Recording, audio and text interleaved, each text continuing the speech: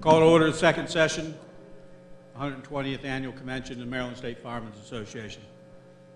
Begin this afternoon's session with a safety message from the Safety Committee. Hobie Howe. Good afternoon.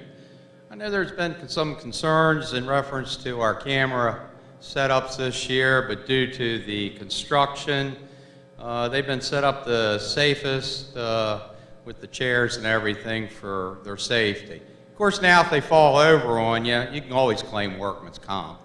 So anyhow, be safe. Like I said, the construction's ongoing while we're here this week. If you want to check it out, you can walk out the sides where the exits are. Look, but don't go. And watch out for yourselves and your families this evening in your outings, and just be safe. Thank you. Thank you, Hobie, for that important message. This afternoon's session is business reports from a number of our partnering agencies, cooperating agencies. Certainly my privilege and delight to introduce Lynn Gilroy, the Vice Chairman of the Maryland Fire Rescue Education Training Commission, for a brief report from the Training Commission. Lynn?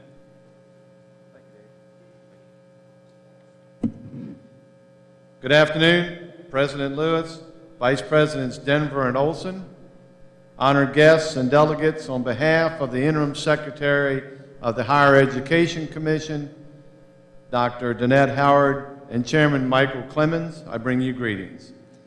Over the last year, the Maryland Fire Rescue Education and Training Commission has met numerous times to discuss issues that have affected the fire service training needs of this great state.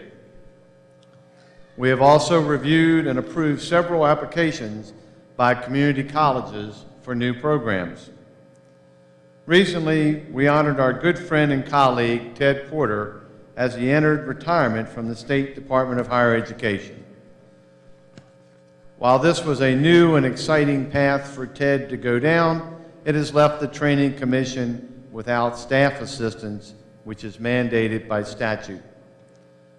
We have been working with Interim Secretary Howard to fill this gap, and that position should be filled within the next 30 days.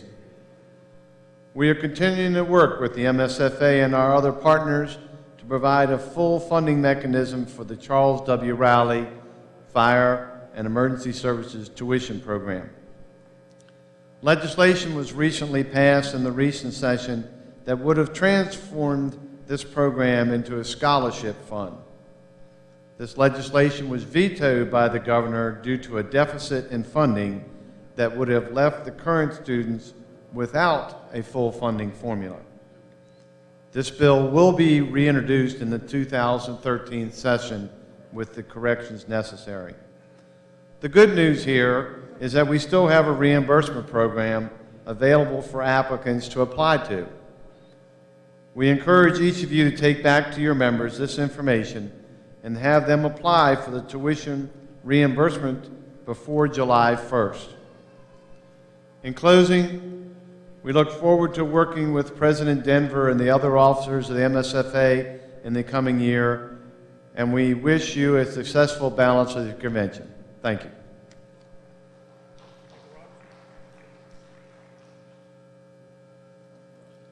Thank you, Lynn. This time I call on Chief Mike Robinson for the report from the Maryland Fire Service Professional Qualifications Board.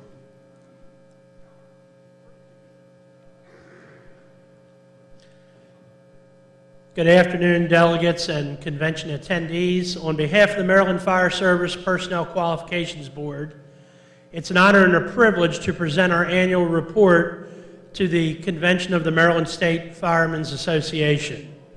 This past year, the MFSPQB celebrated 25 years of providing certification to the members of the Maryland Fire Service. During those 25 years, we have certified over 115,000 personnel in over 20 areas of fire service certification, ranging from firefighter 1 to fire officer 4 to instructor, investigator, inspector, safety officer, hazmat tech, and numerous other areas. We continue to set the standard nationally for certification systems. In January of 2012, the Certification Board and the Maryland Fire Rescue Institute were presented with the annual Kenneth Elmore Award, who recognizes the best professional qualification system within the United States. And we are proud that MSFA and the Maryland Board received this honor, and both Steve Edwards, the director of MSFA, and myself are there to receive it. Also this year, we began a new initiative, and that is prior edition certification. What prior edition certification involves is people who have attained training which would no longer be recognized under today's training standards. We are now affording you an opportunity to go back to the standard that was in place at the time of your training. So for example, if you had taken Firefighter 1 in 1993, but you never got certified and you applied today for certification, you would be rejected because your training does not meet the current standard. Under the previous edition certification opportunity, which will last until January of 2013, you could take that Firefighter 1 training credential along with hazmat operations and an EMS certification, and you could become certified to Firefighter 1, Firefighter 2, or any of the previous editions. If it sounds too complicated, I would encourage you to stop by our certification booth downstairs, which is being held in concert with the MSFA booth, and we can give you further explanation. In fact, on the spot, we can pull up your transcript and let you know if you're eligible for previous standard certification. So far, we have had over 1,000 Maryland Fire Service personnel take advantage of that. We continue to lead the nation with our certifications. We're up to about 117,000 certifications currently, and I would be remiss if I didn't thank each of you, the participants in the system, for making things possible. I'd also like to recognize the Maryland Fire Rescue Institute Director Stephen Edwards and his staff, most notably Larry Preston, Becky Spicer, Bob Rose, and Evelyn Graff, who provide us with assistance in managing the day-to-day operations of the Certification Board. I also would like to thank my employer, Baltimore County Fire Department, and in particular, Fire Chief John Homan, who provide me the opportunity to continue to serve as chairman of the board and enabling me to provide the amount of time and effort that I need for this. And finally, I'd like to congratulate President David Lewis of the MSFA, who has been a long-term supporter of the board and its initiatives. I'd like to thank Dave and his officers for all their support this year. And in closing, I'd like to present Dave with a little token of our appreciation and esteem for all the cooperation. And while I do this, I would also like to ask all the members of the board who may be in the audience to stand and be recognized. These are the members and the alternates who represent every county in Maryland, as well as the major cities and the major organizations, and we thank them for their service. And at this time, I'd like to present President Lewis with a little token of appreciation. This is our annual gift. Dave is going to be semi-retired in a few days. This is actually a cooler. I'm not going to tell you specifically what it will accommodate, but Dave is certainly going to figure that out, and we'd like to thank him for all of his efforts on our behalf. Where's Timmy? I need to fill up my cooler. Thank you, Mike.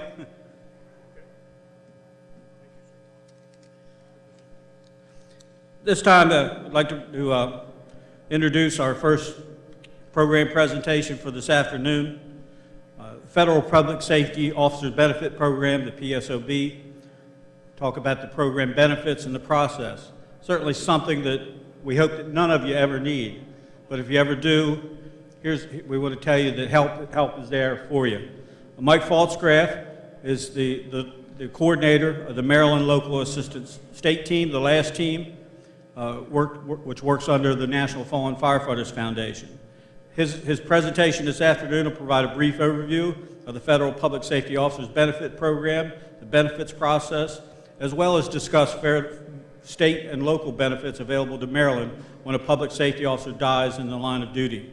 The information regarding the services available through the National Fallen Firefighters Association LAST team, which assists departments, and we have a number of MSFA personnel who work on the LAST team, support families with funeral planning and the benefits application process after line of duty death.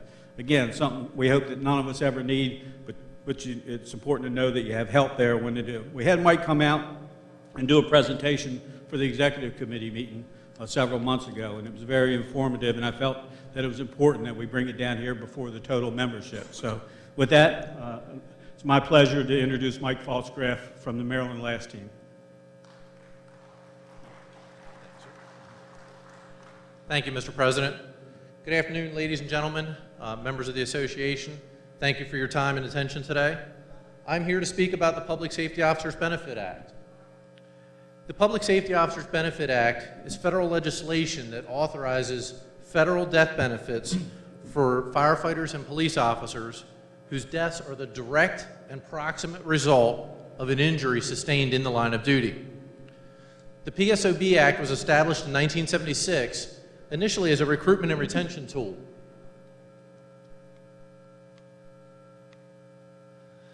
It was established as a recruitment and retention tool, initially at $50,000. Over the years, we've seen numerous increases in that amount, and now it is joined to the Consumer Price Index, so it does fluctuate a little bit from year to year, but currently stands at about $323,000. Individuals that are covered are individuals who serve a public agency in an official capacity as volunteers or career personnel, as firefighters, law enforcement officers, public rescue squad members, disaster relief workers, and police and fire chaplains. You'll see the definition of a firefighter actually in the federal law gets relatively complicated. A firefighter is an individual who's trained in the suppression of fire and has the legal authority and responsibility to engage in the suppression of fire. You'll notice at the bottom there, it's kind of hard to read, the total federal regulation for the Public Safety Officers Benefit Act is actually about 140 pages. In 2003, the Public Safety Officers Benefit Act was expanded under Hometown Heroes. Hometown Heroes includes individuals that suffer a heart attack or stroke while on duty or within 24 hours of having engaged in a stressful or strenuous physical activity. Heart attacks for many years have been the #1 leading cause of death among firefighters, so the Hometown Heroes did us a great benefit by including a lot of individuals who were suffering those type of injuries. If an officer dies in the line of duty, there are actually very specific steps that the Public Safety Officers Benefit Act establishes as far as who will receive the benefit when the claim is paid. Step 1, if there is a surviving spouse, the benefit gets paid to them. If there's a surviving spouse and eligible children, the spouse gets 50%, the children divide the remaining 50%. The stipulation is eligible children are children under the age of 18 or under the age of 23 if they are a full-time student. If there's no spouse and no eligible children, then we move on to step 3. The firefighter must have completed a PSOB beneficiary designee form or have a life insurance policy on file with the fire department. If neither of those documents is on file with the fire department, the firefighter's parents will receive the benefit. So if we have firefighters who are unmarried and their children are grown and their parents have already passed away, we could have an eligible claim and no eligible beneficiaries. So one of the things that we are working very hard to do right now is get the word out about the PSOB beneficiary designee form and start getting departments to have their personnel fill them out. In 2005, the Department of Justice looked at the claims and looked at the firefighter deaths that were being reported across the country and realized that many eligible claims were either never being submitted or the Department of Justice could not get the documentation necessary and the claims were not paid as a result of that. So they partnered with the National Fallen Firefighters Foundation and through a grant from the Department of Justice funded the formation of our local assistance state teams in every state across the country. The local assistance state teams consist of a state coordinator, and then we have a lot of specialists on the team. We have honor guard commanders, fire service chaplains, fire service survivors, peer mental health support specialists, chief officers that have had prior line of duty death experience, and our benefits processors. And the important thing about all those different specialties is when we come to assist a department, we don't roll in the whole team. We roll in whatever you as a department need assistance with. The Maryland team was actually one of the first established in the country. We started in 2006. I am currently the cast or the coordinator for the state team. We have approximately 35 members on our rolls, and we are scattered from Cumberland to Ocean City. So our promise to you is if you call us and ask for help, we are there within 3 hours, and we are prepared to stay for the duration. We do have volunteer and career members on our team, and to date we've assisted with more than a dozen claims in the state of Maryland. The deployment process, when we get notified that a line of duty death has occurred, I make contact with the foundation, or the foundation makes contact with me, whoever received it first, and then we reach out to the chief of the affected department. Tell them a little bit about our team, offer our assistance, and we fax them what we call our hot sheet. It's just a quick checklist to help you through that first 24 hours of confusion and chaos. If you request our assistance, we come down to an initial meeting, find out what your resources, capabilities are, and what resources you might need assistance with. Based on that, we bring in the parts of our team that we need. We are there to assist you with your event. We are not there to take over. And another important thing to note, all of the deployment expenses for the last team are covered under that grant from the Department of Justice. Services that we can assist you with, notifications. Generally by the time we arrive on the ground, initial family notifications are made, but we can assist with coordinating extended family notifications. Funeral planning. We are there and ready to assist you with that through all phases, including the wake. And then, and most importantly, the benefits processing. The benefits process for some of these families can take months. Unfortunately, sometimes it even takes years. But we are there and we're set up to assist the families and the departments through that process. Our primary goal is to assist the families with getting the federal PSOB benefit, but we do have access to and the ability to assist with the Maryland State benefit, the Maryland Funeral benefit. We do have some connections that we can point families in the right direction to help them file for the MSFA benefit and the local length of service benefits. And there's a lot of local and private benefits throughout the state. Every day it seems that we're becoming aware of more and more of those, but our goal is to get the families tied in with everything to which they're eligible. One of the big things that we do for families is help guide them with gathering all of the documentation that they're going to need. To complete a benefits package actually requires a fair bit of documentation, from birth certificates and death certificates, marriage licenses, volunteer department certifications, and investigation reports. One of the most important documents is the statement of circumstances. It tells the story of what happened. And there are various catchphrases in that we encourage families and departments to avoid to help streamline the process going through the PSOB approval. Our main goal is we never want enough departments to experience line of duty deaths to be good at it. Thankfully, most of you will never need the services of the last team.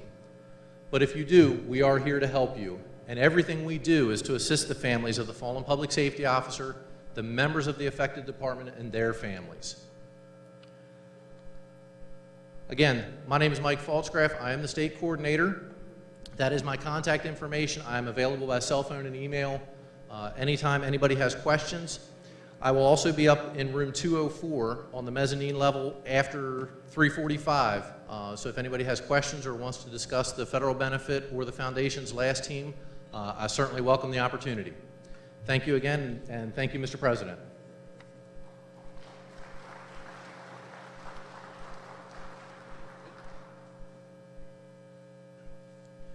Mike, thank you for coming down here and giving us that very important information. Got a few gifts here for you, kind of take back for you. One is a resolution expressing our thanks for you coming down here and presenting the program to us on the main convention floor. And then to make you an official part of our convention, we give you a delegate's badge and one of the mugs commemorating this year's convention. So thank you again for coming down here this afternoon. Thank you very Thank you. much. And our photographer went to lunch.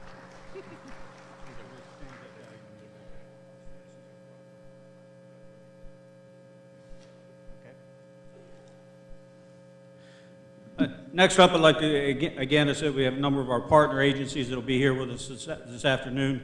It's certainly a pleasure to welcome, for the first time for many of you, the new Executive Director of the Maryland Emergency Management Agency, Mr. Ken Maletti, to give a report on behalf of MEMA. Ken? Thank you, Mr. President, and thank you for having Maryland Emergency Management Agency here to give our annual report. And on behalf of Governor Martin O'Malley, who normally, I know, comes to this event each and every year, is dealing with the issues of celebration in Baltimore, and he really wanted to be here. But I just wanted to take a couple of minutes and introduce myself as the new MEMA director. I feel at home. I spent 35 years in the volunteer fire service in New Jersey, so don't hold that against me. And 10 years as fire chief, and so I feel, just coming a little further south from Wildwood, New Jersey to Ocean City, New Jersey, that this is an important group to speak to. You are the foundation of what I consider the first response community. One of the new mantras in emergency management is this issue of resiliency. Well, sometimes we come up with words at the federal level to kind of fill in grant applications, and resiliency is really what you have been doing for the last 100+ years. Emergency management and first response community, specifically the volunteer fire service, is a community-based industry and institution. You are that institution, and it's something that I personally want to take advantage of, because you already have community-based emergency management down. And so one of the things over the next several years that couple of years that I'm going to be here, is to make sure that you, members of your community, members of the fire service that you represent, is integrate the things you are already doing. I see Chief Holmes here from Baltimore County. You know, in the late 50s, the fire service almost put themselves out of business. They invented the sprinkler. And so as a result of that, years went by, and when I got involved in 1975, and in 1960s, when my uncle worked for Rescue 3 in New York City, it was the heyday of the fire service. Fire calls were at its height, and I'm not talking about EMS calls, I'm talking about fire calls. And what we've learned is that you also instituted something else that almost put you out of business, and that's fire prevention. It has become probably the single most successful program in public service.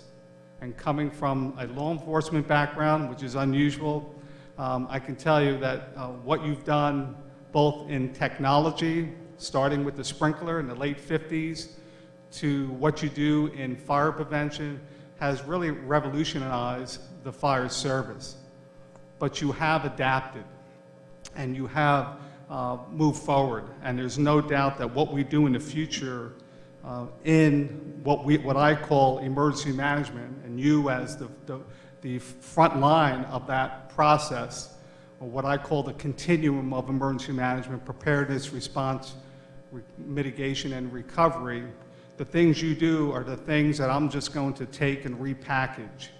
And so I'm looking forward to working with all of you over the next several years. I feel at home. What you do for your community is invaluable. It's kind of interesting, in 1975, when I started, I worked for the Kansas City Fire Department, Kansas, as a medic. And 4 years doing that, I thought I was going to go to law school. My advisor in college said, "Ken, come on in, let's talk about your future." So we sat down, and he said to me, "Ken, M does not equal MD. What he meant was, you know, being a nice, good C student, you're not going to medical school. So you need to find another occupation to do. And at that point, you know, I went home and there were no jobs in the fire service. So I took the second job I could find. I became a state trooper in New Jersey. But my love was always the fire service. I stayed there. I took a lot of heat from troopers for, you know, being a volunteer and being a state trooper. And some of you are probably shaking your head or saying, yeah, I can imagine, especially back in the 70s. But my heart's always been in the fire service. And if you can believe it, putting up with being fire chief for 10 years, you can understand those of you that are chiefs. It's a difficult job, but it's one that I wouldn't change in my lifetime. So on behalf of the Maryland Emergency Management Agency and the Governor of Maryland, thank you for what you do. I'm excited about working with all of you, and thank you for inviting me.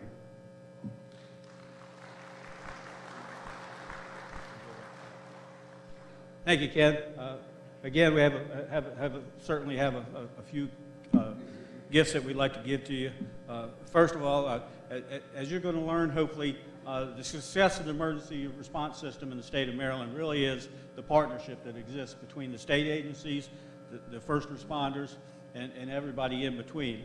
And certainly, as the outgoing president, I take the opportunity to recognize the contributions of each of our state partners, and I'd like to present this plaque to the Maryland Emergency Management Agency. It says Director Richard Muth, but he was director for most of the past year. And again, it says the officers and members of the Maryland State Firemen's Association deeply grateful for the cooperation and support received from the Maryland Emergency Management Agency for the period 2011-2012. And it's signed and dated by myself, and I'd like to present that to you as a token of my appreciation to all the staff from MEMA that works with us on a daily basis. Thank you. And we also can't let you leave without being an official part of our convention, and by giving you your own delegate's bag, and then one of our official delegate mug, the ceramic mugs. Thank you. And we thank you for coming, spending time down here with us today, and being part of our convention. Thank you.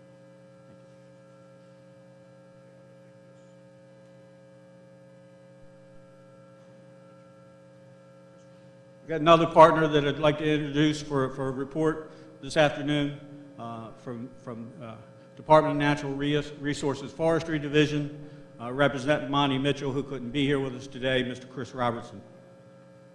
Chris? President Lewis, officers, past presidents, members, and delegates, and guests, I bring you greetings from State Fire Supervisor Monty Mitchell. Regretfully cannot be here with us this week. He's in attendance at the National Forest Fire Supervisors meeting in Connecticut. During the 2011 season, the Maryland Forest Service responded to 125 wildfires, burning approximately 8,310 acres. February was our highest occurrence month, with a 10-day period of extreme fire behavior where we had 10 large fires that burned close to 8,000 acres. The leading wildfire cause for this year were debris burning, arson, and equipment. Also in 2011, the agency responded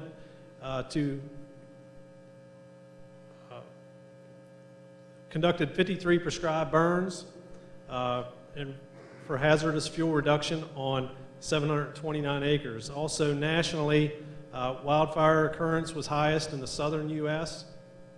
The Maryland dispatched 14 individual resources, 2 20-person fire crews, and 9 wildland fire engine assignments to Texas, Florida, Georgia, Arizona, New Mexico, North Carolina, Virginia, and Wisconsin. For 2012, the agency has responded to 889 wildfires, burning 312 acres to date. In 2011, the volunteer fire assistance grants were distributed to 43 volunteer fire departments in 12 counties, and the companies received $86,202 in matching grant funds. The grants allowed departments to complete over $209,000 in projects with 50-50 grant match funds that allowed them to enhance the wildfire protection in their communities. Projects included equipping of brush units, wildland fire gear, portable radios, other small equipment such as fire hose. The 2012 grant application period is currently open with an estimated $88,000 in grant funds available for distribution this year. All eligible companies are encouraged to apply. The deadline is June 29th, so get those applications in. If you're in need of an application, you can see us down in 2006, 2007 down there, and we'll hook you up with an application. The Firewise Maryland program has continued to provide outreach to prepare communities for wildfire events. 4 community wildfire protection plans were completed in 2011. These plans involve communities, fire departments, and local officials in the planning efforts to reduce the risk of wildfires. Numerous mitigation and prevention activities were also held to inform the public of the risk of wildfires in Maryland and to encourage homeowners to take action to make their properties more fire-wise by creating defensible space around homes and other structures. In 2011, there was also a renewed interest in the Federal Excess Property Program. The agency acquired 34 pieces of property with an original federal acquisition cost of over $1.3 million. The excess property is acquired at no cost and is either utilized by our agency or loaned out to volunteer fire companies for the use in fire suppression. Maryland has a current total inventory of 204 items with an acquisition value of over $5.1 million. This coming fall, the agency will be completing a required inventory inspection of all assigned FEPP property in the state at volunteer fire departments. So be looking for those guys coming out and inspecting that stuff. Sincerely appreciate all the fire departments that work in partnership with our agency and its wildland fire protection mission. I extend my best wishes for a successful and productive 120th MSFA convention. Thank you.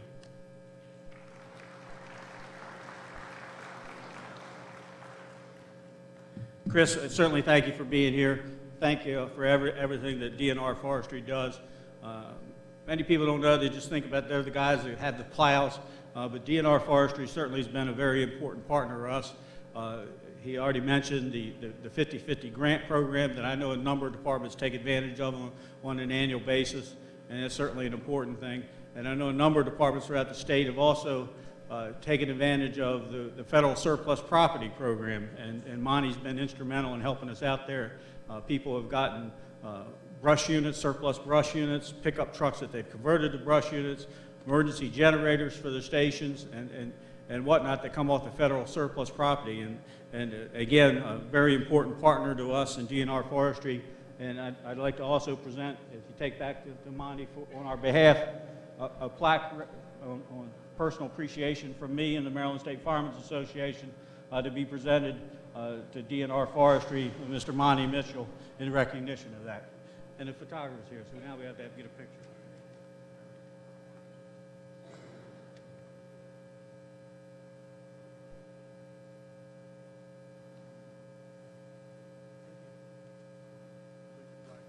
And to make you an official part, again, of our convention, we give you your own delegate's bag and one of the convention mugs that go with it as a symbol of this year's convention. And appreciation certainly to us for you coming down here and spending some time with us this afternoon. Thank you. Thank you.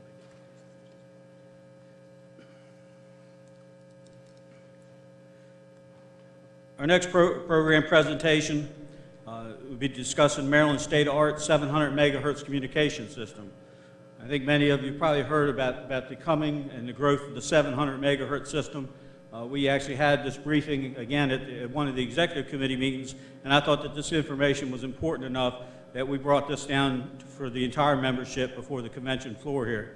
So we're delighted this afternoon to have Raymond Lear, who's the State Interoperability Director under the Maryland State Police in Pikesville, and he's going to give us a presentation this afternoon. The state of Maryland is building a state-of-the-art 700 megahertz P25 communication system over the next several years, and is interested in working with all Maryland jurisdictions to enhance interoperability and gain savings through shared equipment.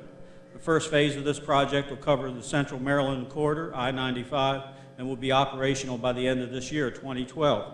Certainly very important for us, no matter where we are, to be able to communicate with our partnering jurisdictions across county borders, and the 700 megahertz system is certainly one of the tools that enable us to do this. So we're delighted to have this afternoon Ray here to give us an update and a briefing on the 700 megahertz system. Ray? Good afternoon.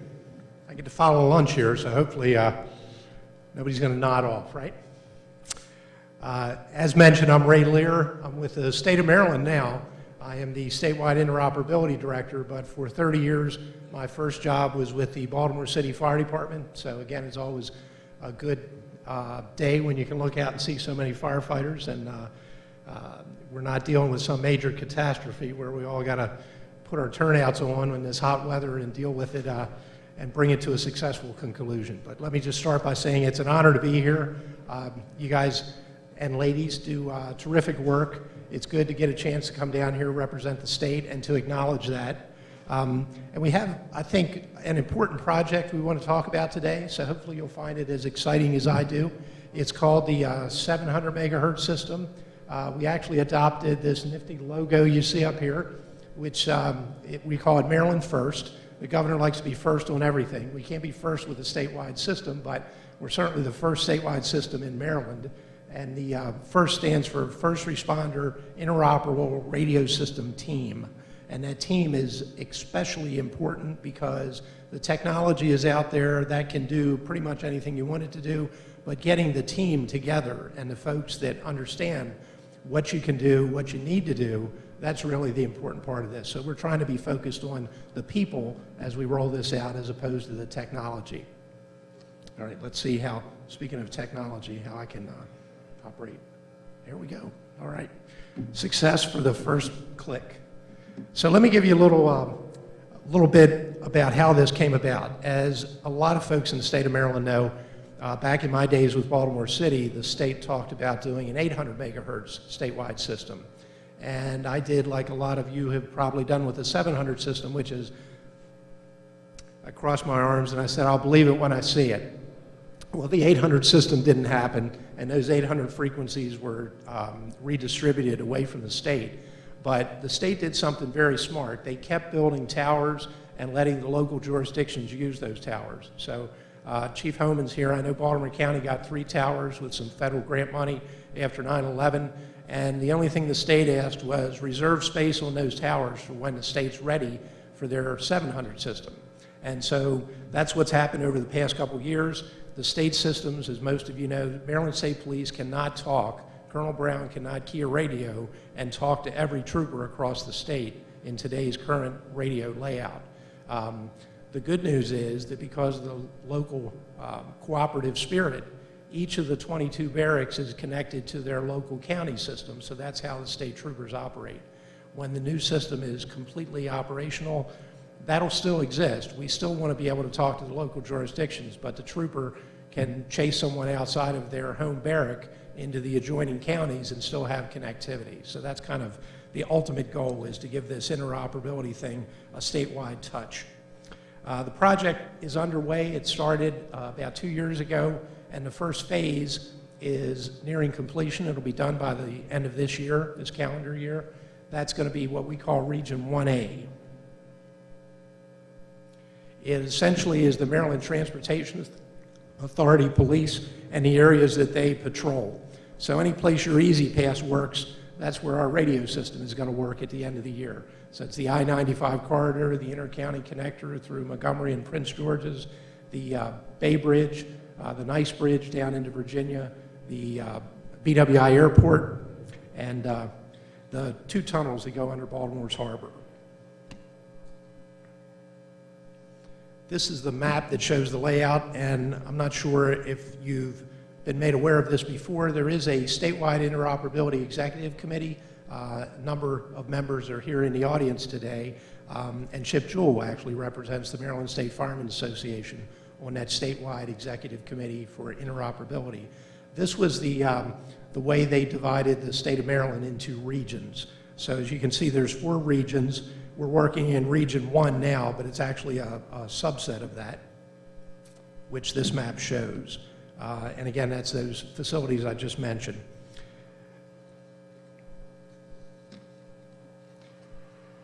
Even though this looks like it's kind of a narrow portion of the state, it actually encompasses a third of the population and two-thirds, or 67%, of the state's critical infrastructure. Critical infrastructure is defined by Homeland Security.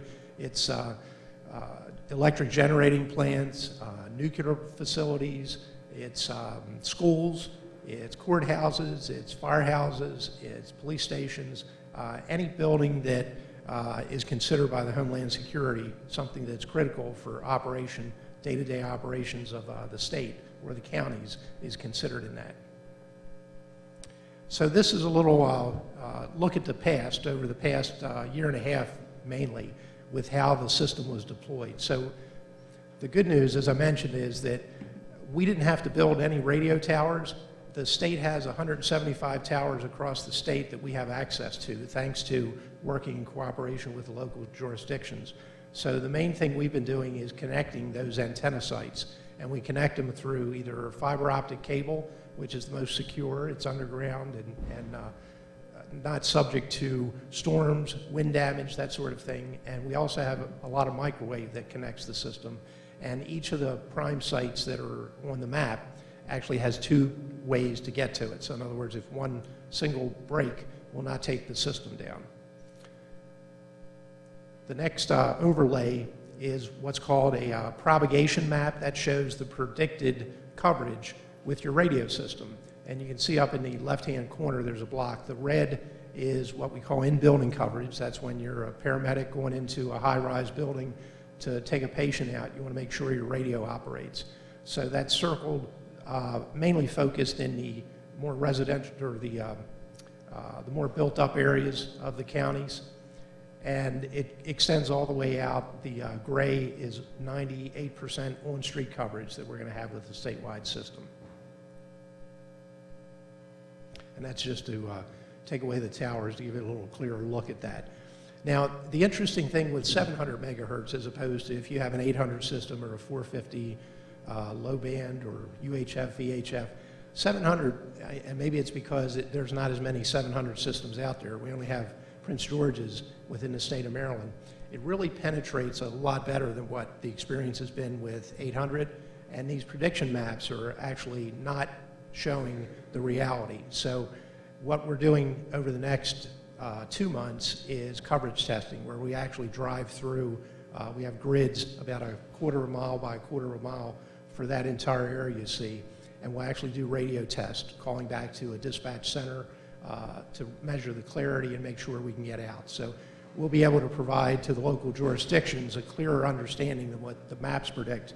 We'll actually be able to give you the reality of what the coverage is with the system.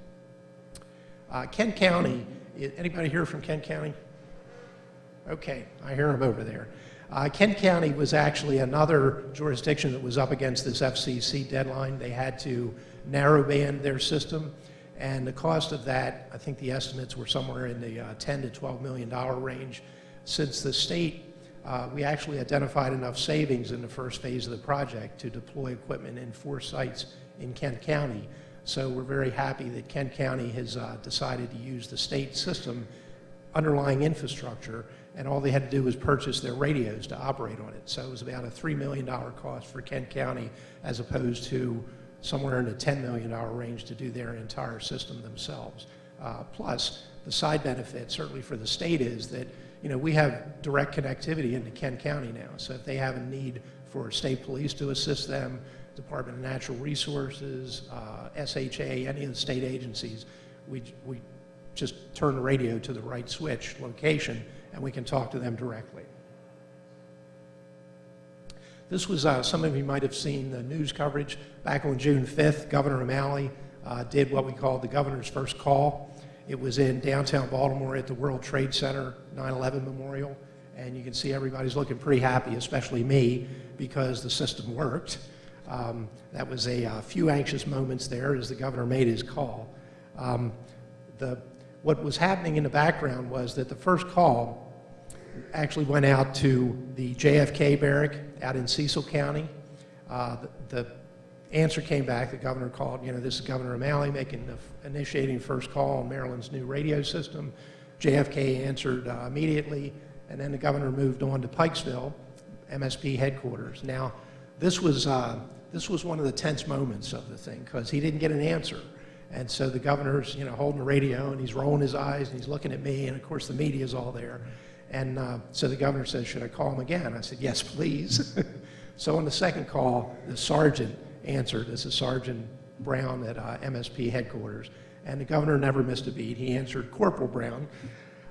Fortunately, we explained to him later that was only a joke from the governor. He was not demoted. But this gentleman actually sits at the front desk of MSP, has to buzz in people that are visiting, answer the telephone, and we said, oh, by the way, we're going to have the governor call you too at 11 o'clock on Tuesday. So that turned out very well, though. And then the next call went to the Maryland Transportation Authority Bay Bridge Command. And last but certainly not least, Kent County actually had one of their county commissioners answer the governor, and that was the first call from the state to a local that covered that wide range. So again, that was a first for the state of Maryland, for Maryland State Police in particular, to be able to call multiple counties at the same time from a single location. So let me tell you now where we are. I told you that we did governor's first call. That was very successful. Region 1A, what I showed you on the map, is due to be completed at the end of this year. It's on budget, on time. In fact, don't tell anybody, but I think we might have it on by November. Making really good progress with that. The state legislature and the governor have been very supportive of this. I think that a lot of politicians lose sight of what public safety does and what their needs are, but we're fortunate in the state of Maryland that the governor gets it in spite of all the cuts that have come over the past 2-3 years. This project has continued to be funded, and the governor and legislature deserve a lot of credit for that. I know Senator Mathias was here earlier today. He's been a big supporter of us and the fire service in both when he was on the House side and now with the Senate position. So for the next fiscal year, we got $25.25 million in capital funds approved, and the State Highway Administration is actually going to contribute another $10 million. So $35.25 million in fiscal 13 will be used to do the next phase of the project, which is where we are today. It's going to be the entire Eastern Shore. We got the Board of Public Works approval on that on June the 6th. We gave a notice to proceed to Motorola, who is the vendor for the system, on June the 8th. And we held our first workshop with the Eastern Shore counties, the ESCA group, on June 12th. And again, nobody is being forced to come on the state system. What we're trying to do is just give you as much information about what the state's doing so that you can take a look at it. State Highway Administration, 2 of their districts on the Eastern Shore will come on over the next year, as well as all the MSP barracks that are on the Eastern Shore.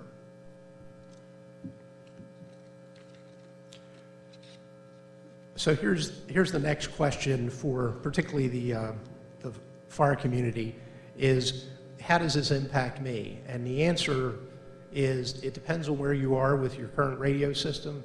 If you just bought a new radio system or you upgraded it like Baltimore County or Frederick or Baltimore City, then you may say, okay, well, we don't need to do anything. We'll just wait and see what the state does. If you're coming to the end of life cycle on your system, like Kent County was, then we'd like to talk to you, because what the state's going to do is install all of this infrastructure, and the state was given enough channels. There's actually 96 frequencies assigned to the state, and each one of those were broken into groups for each of the counties. So we're ready, willing, and able to help you if you choose to come onto the state system. But again, it's totally your choice. At the very least, it provides a system that you could use as a backup if your system would go down for some reason in a storm, or it gets over capacity. If you have something like Chip Jewell just had to go through up in Frederick County, where they had the G8 Summit, and about 1,000 or 2,000 extra people needing radios suddenly showed up in his backyard. Those are the kind of things we want to make sure that you're aware of. But again, I want to emphasize, this is not a forced system from the state. The state's going to have statewide connectivity, and we want to continue to cooperate and work with the counties and local towns and cities to make sure that we can talk together as much as we absolutely can. The other thing I mentioned, that ISSI is another acronym, like we don't have enough in the public safety world. It stands for Inter RF Subsystem Interface. So I mentioned before that Baltimore County, Frederick County, Baltimore City, and of course Prince George's has a brand new 700 system. So this is a technology that I'm not a techie, I always compare it to when you're putting up your Christmas lights, you put a string of lights up and then you run out halfway through the tree, so you have to plug in another set, and miraculously they all light up together. That's how ISSI works with radio systems.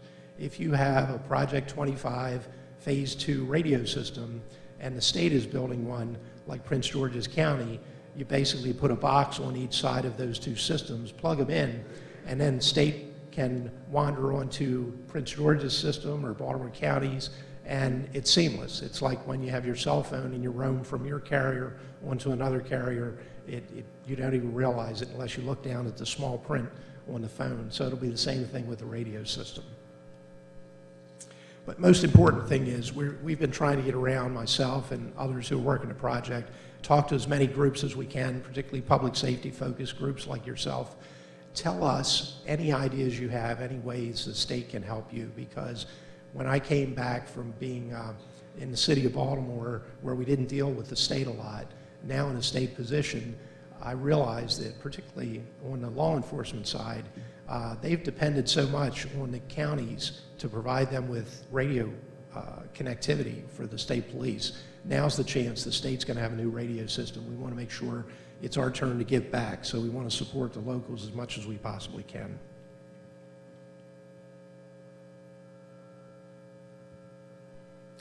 So here's kind of the breakdown of what is involved with the radio system. On the state side, we're going to be building all the infrastructure, and what that means is it's the towers, the antennas, the equipment that goes into shelters, and the shelters are being built to public safety standards, not like the cellular shelters that may get blown over in a windstorm. These are built with backup generators, dual electrical feeds, and so forth.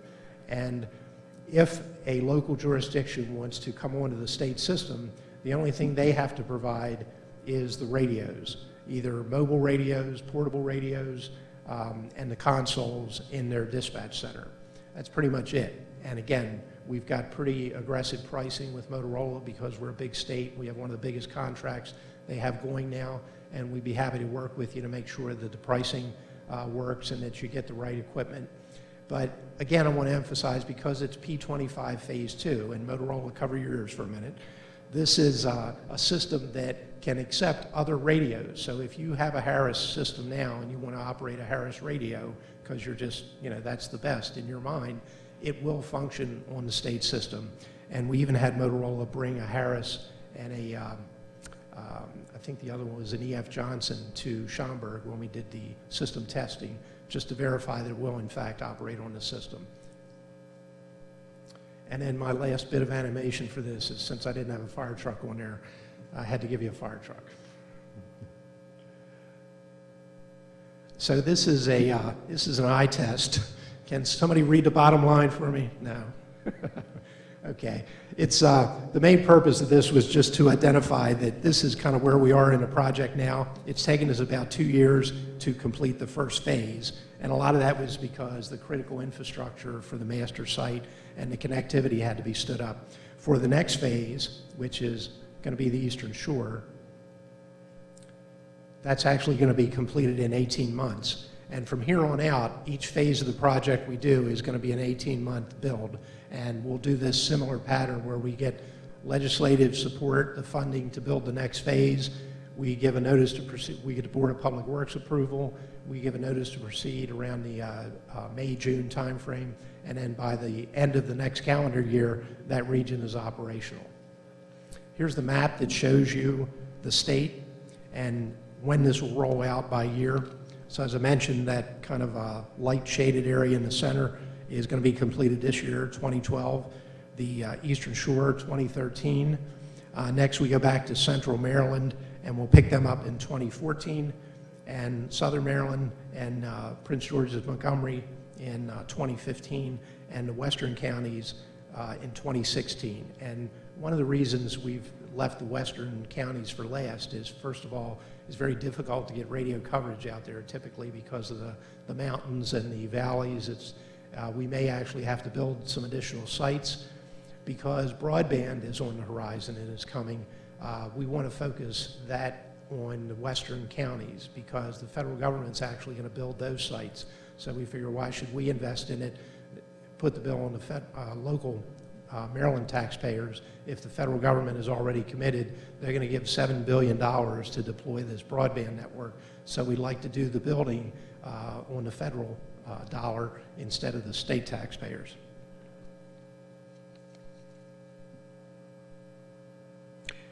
This is, again, I know most folks have probably already been by this, but if you haven't, take the time to go down to the Ocean City Volunteer Fire Department, put up a fabulous memorial for the 9/11, and it's actually all firefighters who have lost their lives in the line of duty. It's the Boardwalk and Division Street. I know there's a lot of activities going with the conference. You've got training sessions. I hear there's a little beer drinking might happen. But whatever, please take the time. This is really an inspirational site. They did a fabulous job on putting this together. And it kind of drives home the point. Why do we need to talk to one another? What happened on 9/11, particularly with the fire and police in New York City, was just the worst example of people that are trying to help and work to the same goal, not being able to talk. The helicopters for the NYPD could see that the towers were coming down, and they sent word to the police, who, for the most part, were able to evacuate. The firefighters never got the word, and 343 firefighters from New York Fire Department died in those towers. That number always sticks with me because back in my Baltimore City days, that was my on-duty staff for the entire shift was 343. So that kind of really drove it home to me, thinking of an entire shift, on-duty shift in Baltimore getting wiped out. That's what New York lost in that one day. Happy to take any questions if we have time for that. No? All right. Then let me, actually, can you go back to the slide for 1 minute? I had one more slide I wanted to show at the end. Yes? No? Okay, so this is Chip Jewell, who is your representative. Chip in his other role. And again, I just want to say thank you all to the Maryland State Firemen's Association. The job you do is tremendous.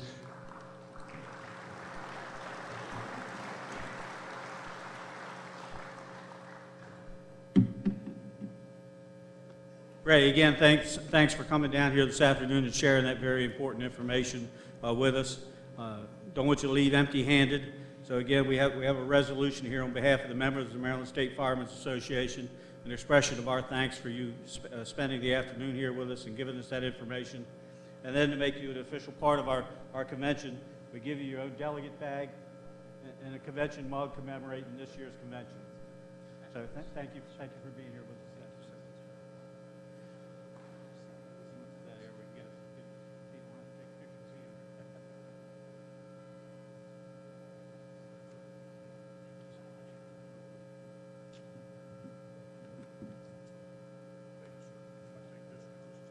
I'd now like to recognize past President Roger Stager, who has a brief presentation to make on behalf of the past presidents.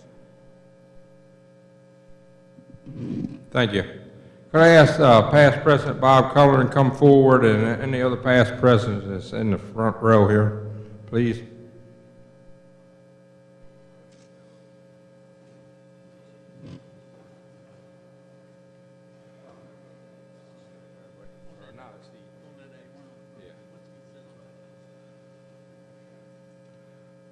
Well, I have a presentation on behalf of the past presidents of the Maryland State Firemen's Association to Robert Cumberland, past president 1991 to 1992, in recognition of your 25th year as president of the Maryland State Firemen's Association, presented the 18th day of June 2012 by Roger Steger, Senior Chairman, Past Presidents Association, and President David Lewis, Maryland State Firemen's Association.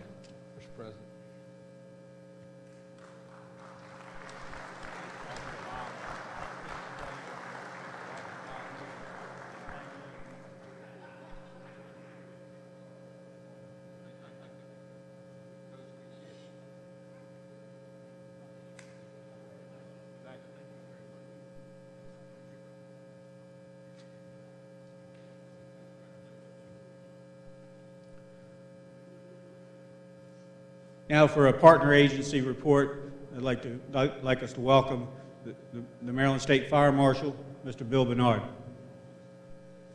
Thank you, Mr.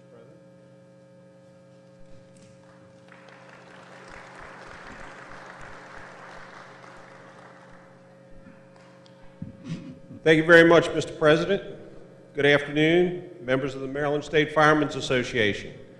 I bring you greetings from Governor Martin O'Malley, Lieutenant Governor Anthony Brown, and Colonel Marcus L. Brown, Superintendent of the Maryland State Police.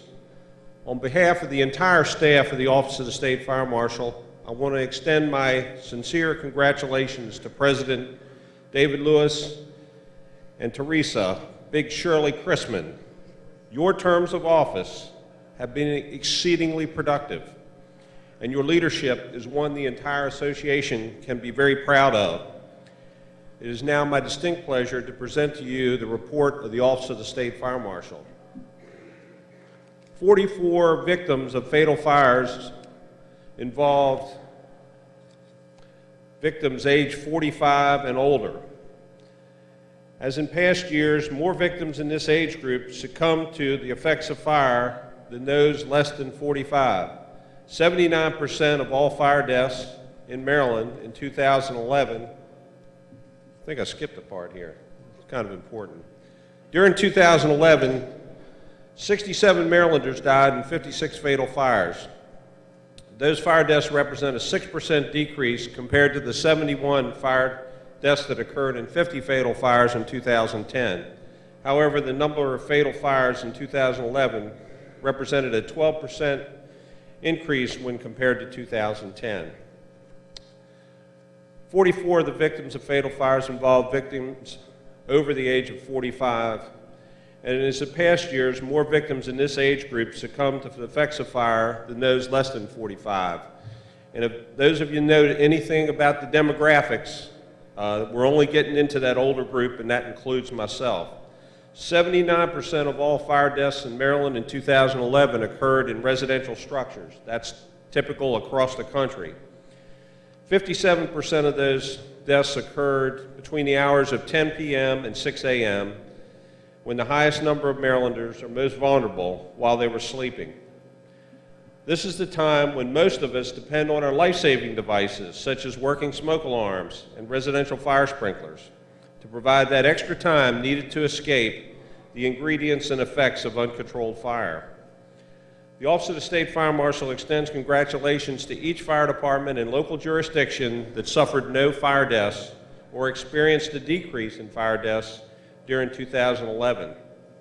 We were fortunate that 9 counties experienced no fire fatalities, and these include Calvert, Caroline, Cecil, Dorchester, Garrett, Kent, St. Mary's, Somerset, and Talbot counties.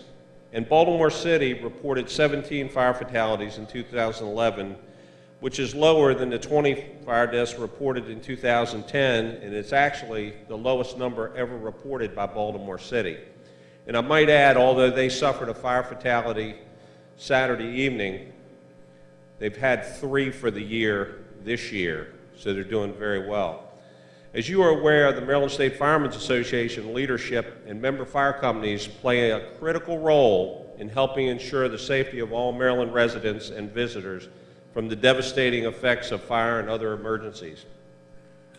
The 2012 fire death total as of June 17th actually now stands at 22. During the same period last year, 28 fire deaths were recorded. 16 structures-related fire fatalities occurred this year compared to 22 in 2011. This is a dramatic 27% decrease in structure-related fire deaths during the first 6 months of this year.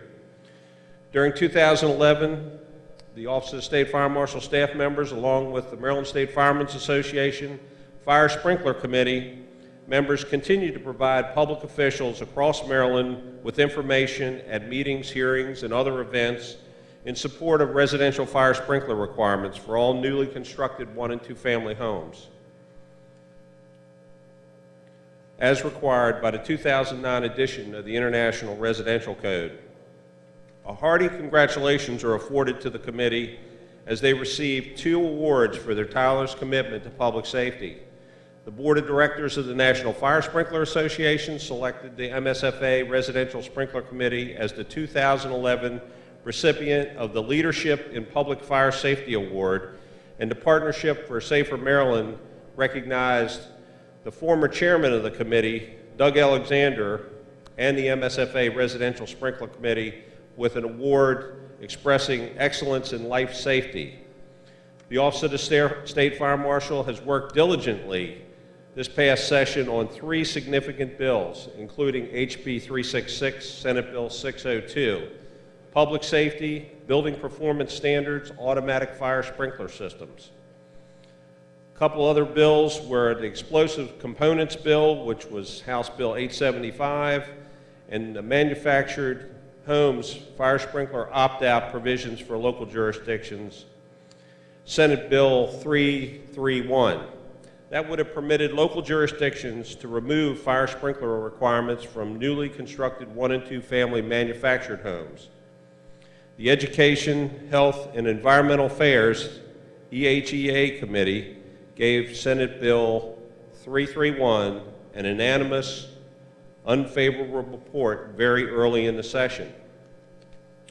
The Office of the State Fire Marshal formed a partnership with the MSFA to lead organizational efforts in support of fire sprinklers in newly constructed 1- and 2-family dwellings, and you've already heard some about this. Packages of information containing fire sprinkler facts, support materials were distributed to all members of the committees that were assigned to review House Bill 366 and 602, respectively.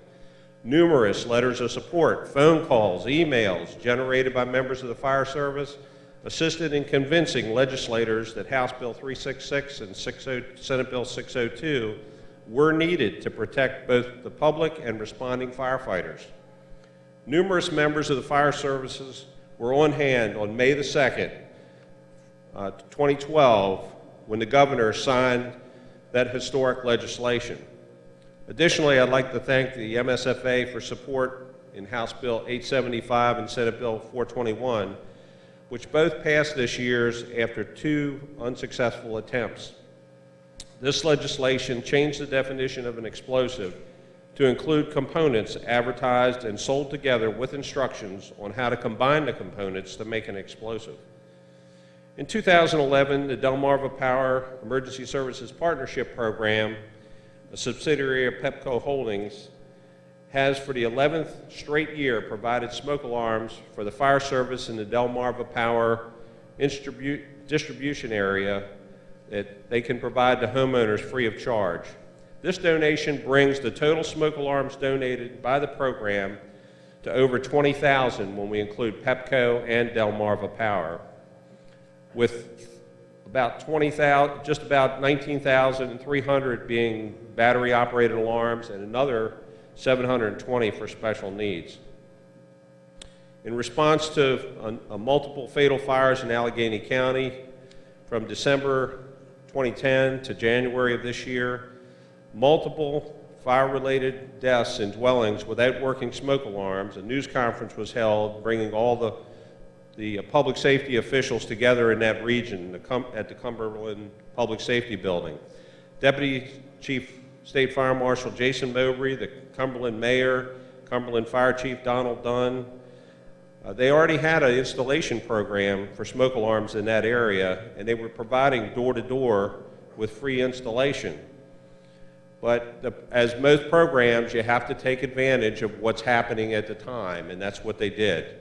They got a bolster into the program by the local union, and who presented a number of alarms for distribution and some other grants to purchase some smoke alarms.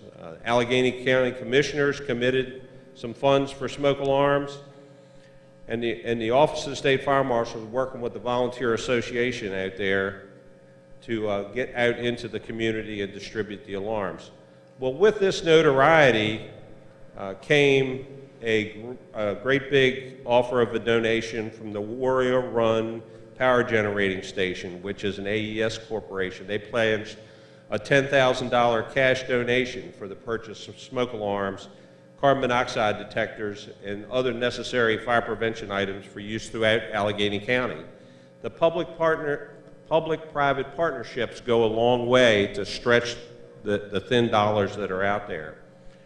To promote the timely dissemination of updates of fire and life safety information, the Office of the State Fire Marshal and the Maryland State Firemen's Association have formed a partnership to develop a website to serve as a one-stop shop for fire and life safety information. That website has been established, and you can see the information here on the screen, www.mdlifesafety.org. It is still in somewhat a development phase, and will be continually updated. That's the important part. The development of the MSFA funded internship the site was developed by a MSFA funded internship program which began in January of this year. When Megan Hiltz, Miss Fire Prevention runner-up for the 2011-2012, was selected for this one-year program. There'll be a lot of information on the website, and she'll be updating again on a regular basis. Also, the educational support kits are available in our regional offices. Unfortunately, they're not being used to the fullest extent. Please take advantage of them. They are there for your use. Using American Reinvestment and Recovery Act grant funds, the Office of State Fire Marshal Bomb Squad was able to purchase the equipment to implement a bomb squad dive operations team during the past year, and much of the year was spent evaluating and purchasing additional equipment through those grant funds to support the Maritime Tactical Operations Group. By the close of 2011, we had received the dive gear and were beginning to purchase some additional equipment. We've also invested in a program by sending one of our bomb technicians to an advanced instructor certification training program. And by the end of the year, our dive instructor began to certify other divers in underwater dive operations to improve our homeland security readiness. As you know, Maryland has a lot of waterways. As in most years, the Office of the State Fire Marshal did experience some staffing changes. Effective July 1st, 2011, all fire inspectors for the Medicare and Medicaid program that performed previously under the Office of the State Fire Marshal were moved to the Department of Health and Mental Hygiene. Along with those, the contractual inspectors went along with the entire program. That program continues to exist today, and we provide them with a minimal level of support. As the challenging economic times have dragged on, the Office of the State Fire Marshal continues to perform at a very high level, I'm pleased to report.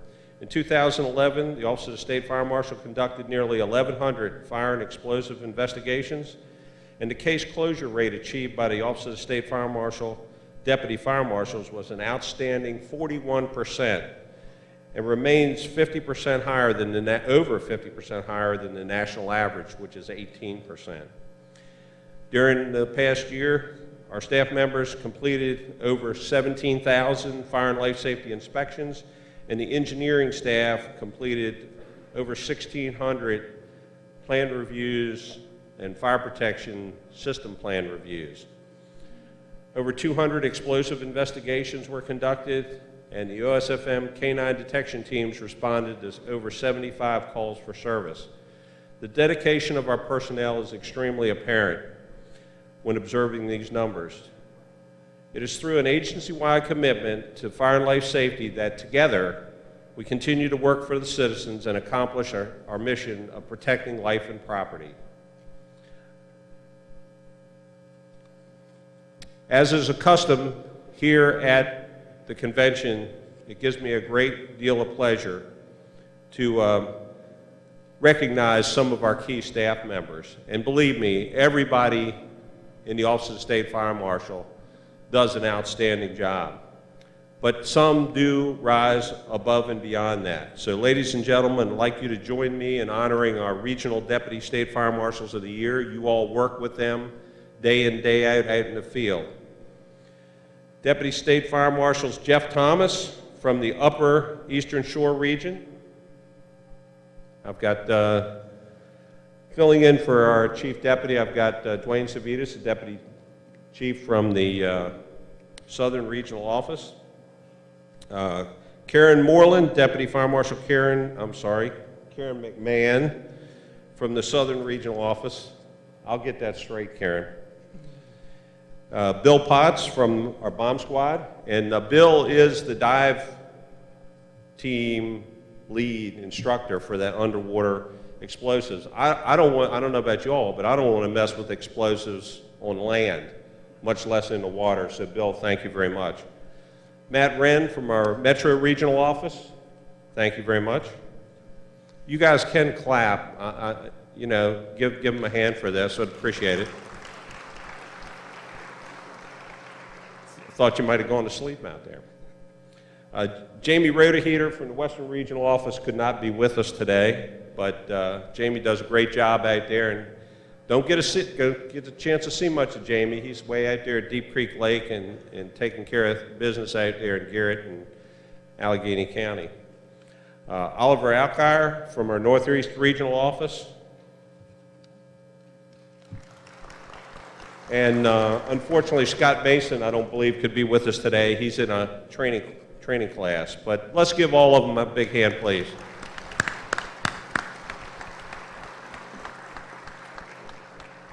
Each of these individuals represent their peers with great distinction, and each has gone above and beyond the call of duty. They come to work every day looking forward to the challenge of making Maryland a safer place to live, work, and raise a family.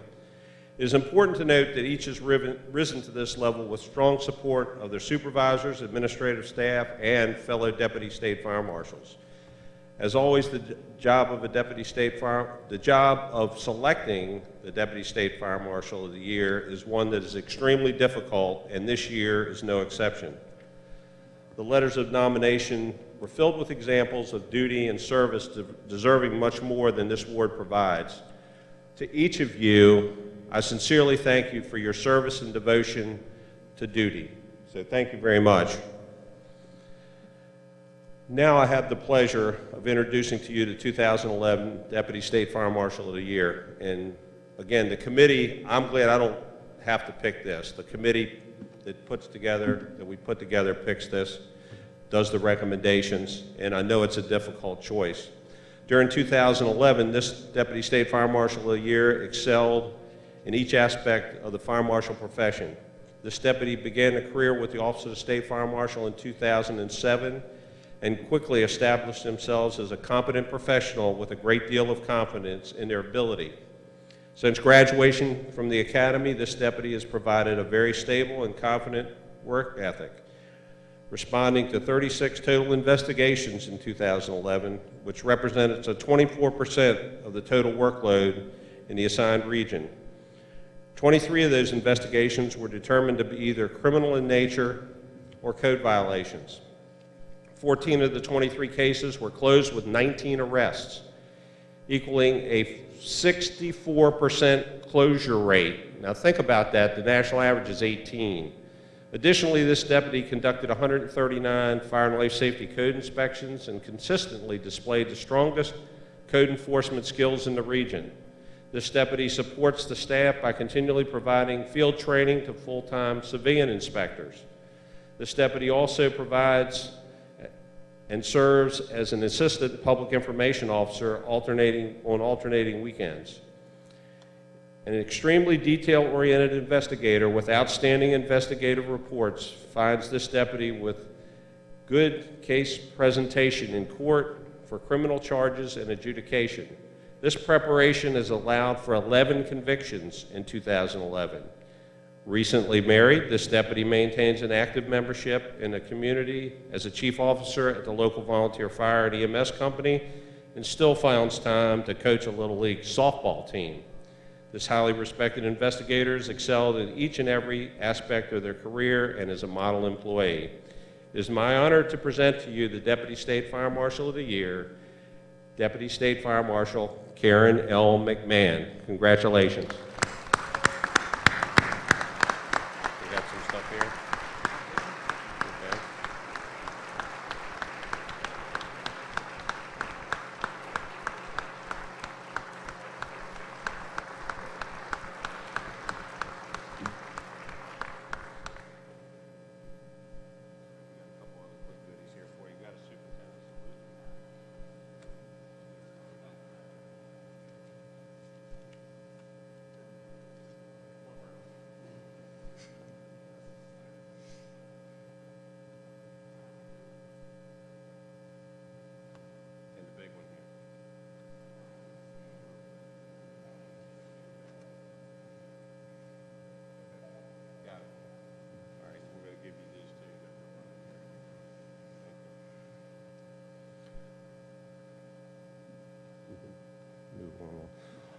Although we remain challenged by the current economic conditions, together we continue to make progress, as we did during this legislative year by getting the residential sprinkler legislation passed. With our progressive fire and life safety agenda, we must continue to be creative with our delivery of life-saving programs.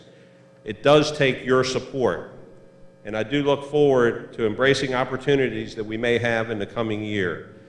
Together, as in previous years, we will continue to move our fire and life safety prevention efforts in a positive direction. We look forward to working side by side with your incoming presidents, John Denver and Sherry Soper, and we wish them great success, and we know that you will achieve tremendous amount of progress during your terms of office. Thank you, and thank you for the continued support that you have given to the Office of the State Fire Marshal. I wish everybody to take advantage of the opportunities here at the convention, and above all, stay safe. Thank you very much. Mr. President? Oh, go ahead. You know that. Thank you, Bill. Thank you for that information that you shared. Certainly, thank you for being a very important partner to us. We set out on a journey back in January. We did, Mr. President. Actually, a number of years ago, but the details of the journey certainly started in January when the Residential Sprinkler Committee says, why can't we change the law? So we talked to Jimmy Malone, Roy Dyson, some others, and says, why can't we change the law? So we went to Annapolis and we changed the law. And certainly that was very important. Landmark legislation that each and every one of us could be proud of, changed the future of life safety across the state of Maryland. So I'd like to recognize your contributions as a vital partner to the Maryland State Firemen's Association with this plaque of appreciation that I hope you hang proudly in your office. Absolutely. Thank you, Mr. President.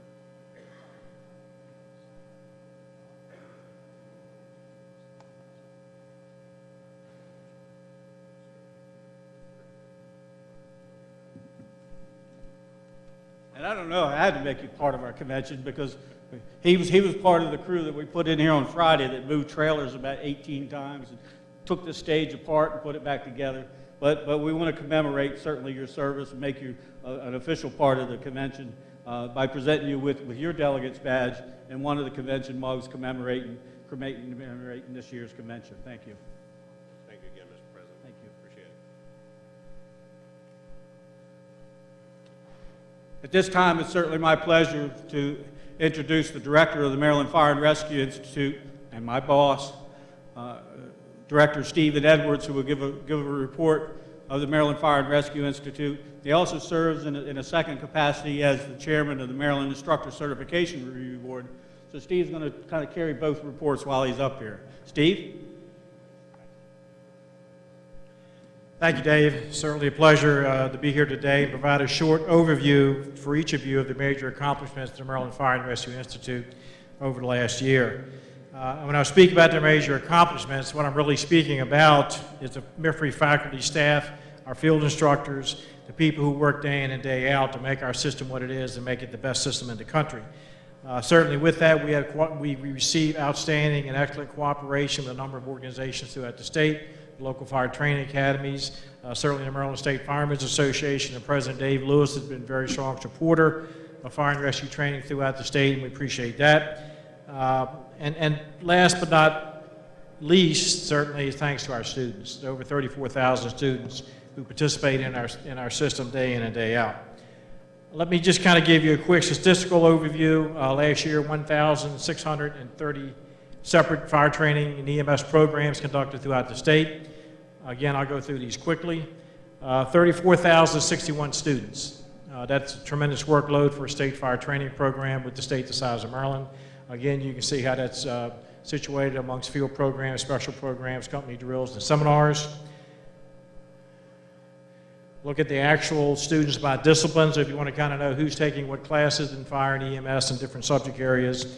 We have it listed there also. So that's kind of a quick numerical or statistical overview of what's been accomplished. Certainly, one of our biggest accomplishments of last year was the grand opening of the Northeast Regional Training Center. It was an $8.7 million capital project funded by the University of Maryland College Park. replace a center that had been in existence for over 20 years. Charlie Rowley was very instrumental in developing the original center there at Northeast Maryland. We were able to make improvements with that. I see Gene Worthington in the front row here. He was also a critical supporter of ours in making this regional training center happen. But again, it gives us an outstanding platform to develop and deliver fire training programs in the northeast quarter of the state. The grand opening was on September 10th, 2011. You see the administration building here. You kind of see the props, burn building, flammable gas prop for vehicle fires, and so on and so forth. So it's been a great improvement to our system. And I know the companies, particularly in the northeast section of the state, greatly appreciate that. Another issue that's very important to firefighter health and safety is medical clearance for MSFA classes. Very strong support from the Maryland State Firemen's Association with this. Very strong support from the Maryland State Firemen's Association Training Committee, the Maryland Fire and Rescue Education Training Committee, and so on and so forth. And having a common sense solution, or at least a common sense pathway to make sure that individuals are medically prepared to engage in fire training programs. Why, you may ask, we need that? If you look at the statistics for the last 10 years on firefighter fatalities, 12% of firefighter fatalities nationwide are current training. So it's important that people are in proper physical condition before they do that.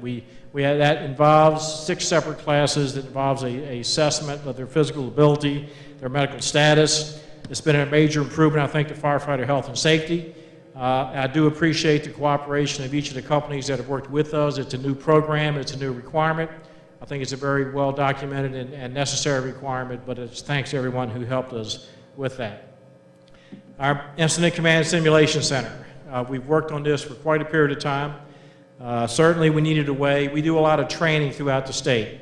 A lot of training involving large-scale emergencies, disaster response, and things of that nature. Fortunately, we're not Florida or California, so we don't have a lot of large-scale disasters, although we do have them on occasion, as we all know. But we needed a way. We train, and then we don't have any way to exercise, keep people current with how to actually discharge their responsibilities in a major emergency. So having the simulation center allows us to simulate major emergencies from single company, multi-alarm, jurisdiction-wide, multi-jurisdiction, statewide emergencies that we can work with that. In fact, 2 weeks ago, we did a major disaster drill on the campus of the University of Maryland involving a leak in the nuclear reactor that's situated there at the campus in College Park. And it went very well toward training the university officials in the NIMS systems and what their responsibilities are and so on and so forth. So that there, it's used for special training programs. It's also used in our fire officer programs. We're working, it's based in College Park currently. We are working to make that a mobile system. So we'll be able to take a simulation center out throughout the state and conduct these simulations and do that not only for fire service, fire and rescue, but also do it in multidiscipline with law enforcement, public works, emergency management, and so on and so forth. That's been a much needed improvement. Not my favorite subject, but one we need to discuss, academic dishonesty and testing policy. There's issues nationally. You look at the SAT scores, you look at school systems, you look at some promotional systems in various jurisdictions throughout the country, and there are issues with academic dishonesty. We teach 34,000 students a year. There is a agreed upon, and I certainly think a very small minority of our students who engage in these activities, but they have the potential to discredit our entire system. So we did revise our policies on academic dishonesty, our policies on testing, what the requirements are for that. That involves requirements for instructors, for exam proctors. It requires instructors for students. In fact, students now, when they take an examination, same as they do at a campus at the University of Maryland College Park, they have to write and sign a pledge on that paper that they have received no additional help with that, and this is their own and only their work. So we think with that, we will take care of the issues we have. Again, it's a small minority, but we do have issues from time to time, maybe more than you actually think on that basis, but we hope that will resolve that. The policies are on the instructor zone, the policies are on the student zone on the MSFA website, and you're welcome to take a look at that and review it. New programs that were revised this year, emergency medical technician, that's a 165-hour program to the new National Department of Transportation standards. We've had the curriculum complete. We've had the skills, the training for instructors and how to conduct a new program. Every course that we teach after July 1st will be the new EMT program, not EMTB. And oh, by the way, the month of June was probably a record for EMTB classes. For some reason, we had a lot of people that wanted to come just under the wire there, but that's good too. In addition to that, emergency medical responder, which previously was first responder, will be a 51-hour class. We revised Fire Inspector 1, Fire Inspector 2, Firefighter Survival and Rescue, Paramedic Refresher, which is a 40-hour course. Previously, it was 40 hours classroom. The new ALS Paramedic Refresher course will be 32 hours classroom, 8 hours online. So we think that'll be an improvement also. Also revised Public Life Safety Educator.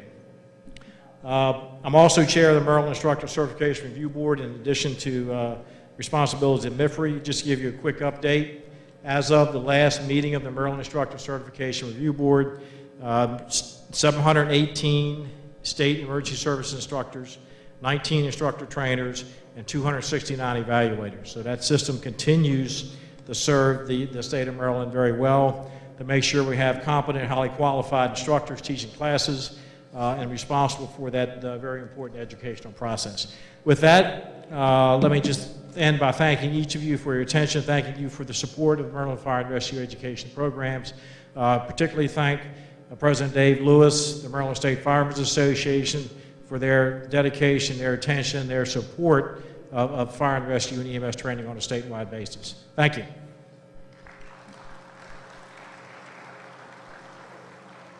Thank you, Steve. Certainly our thanks to you for coming down here and making this presentation.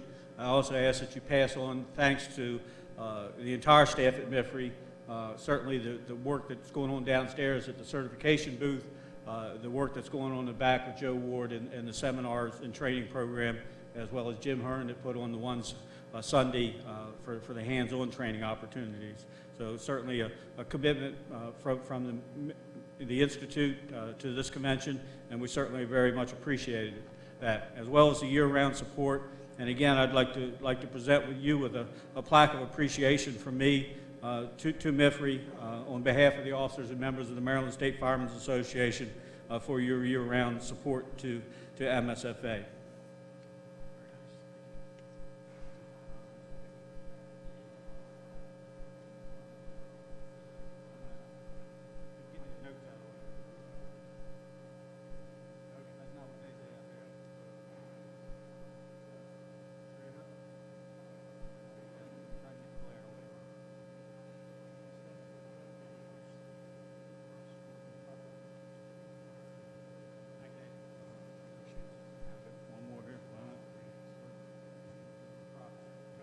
And of course, make you official part of the convention family, your own delegate bag, and another ceramic to go on the wall in your conference room. So I'll be looking for that one when I walk by your office. It'll be there.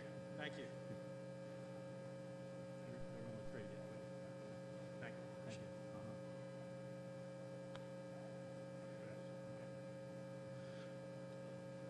Now I'd like to call on the Dr. Robert Bass, the Executive Director for the Maryland Institute of Emergency Medical Services System.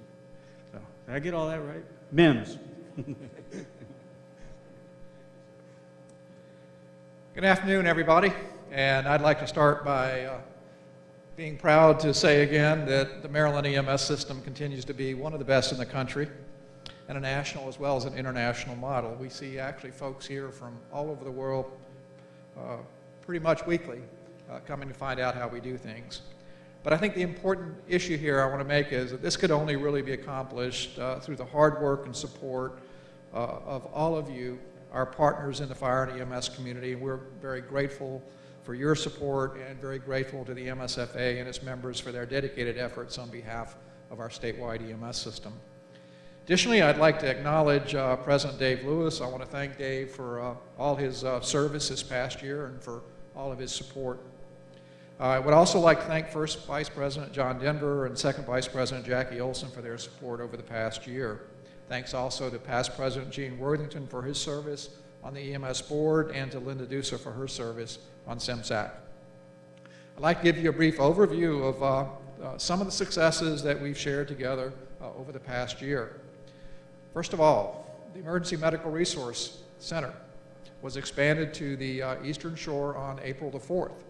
Many thanks to Clay Stamp and his staff in the Talbot Department of Emergency Services for taking on this very important task. Extending the EMRC to the Eastern Shore is a significant milestone that will really improve communications and coordination between EMS, emergency departments, and our trauma and specialty centers across the state.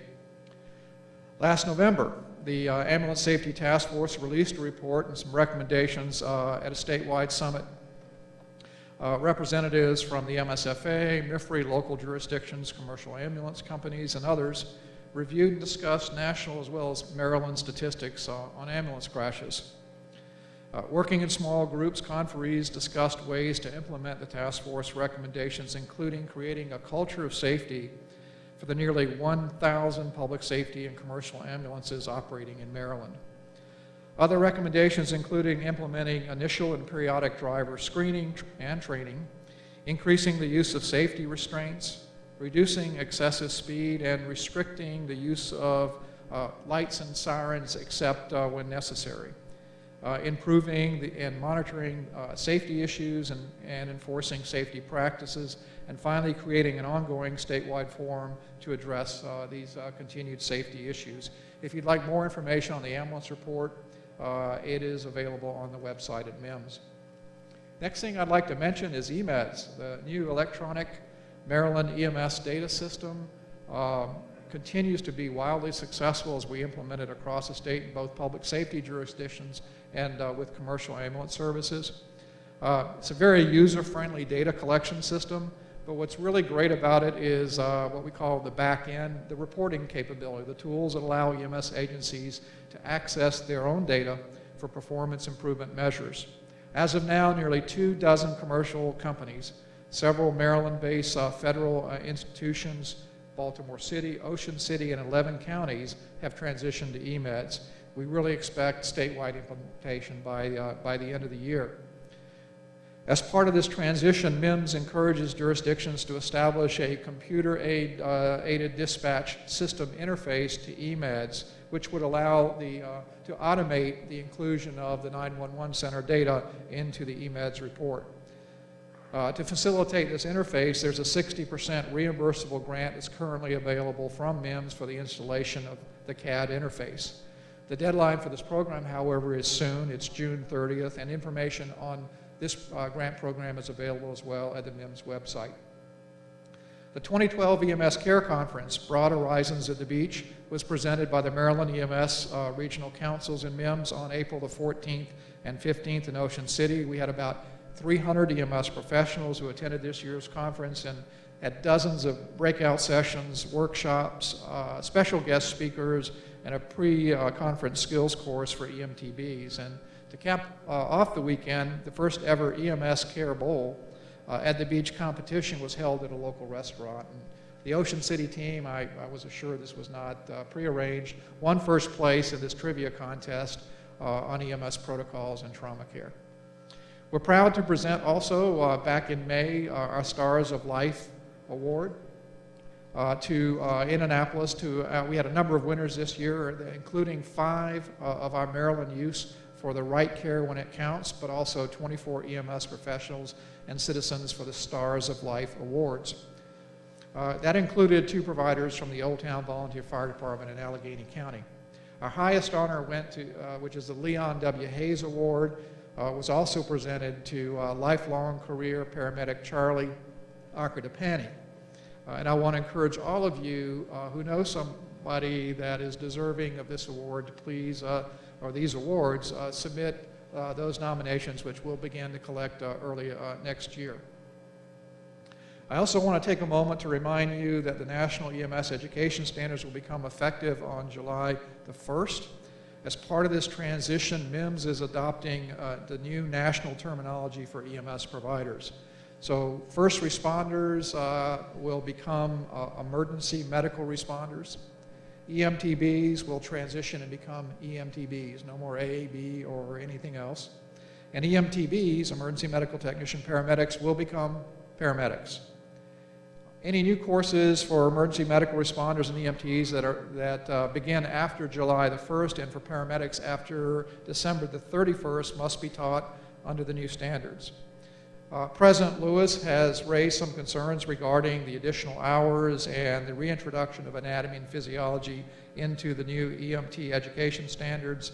I'd like to assure you that we're looking at this very closely, and we've convened a work group to closely monitor implementation of the new standards that includes MSFA, MIMS, and MIFRE.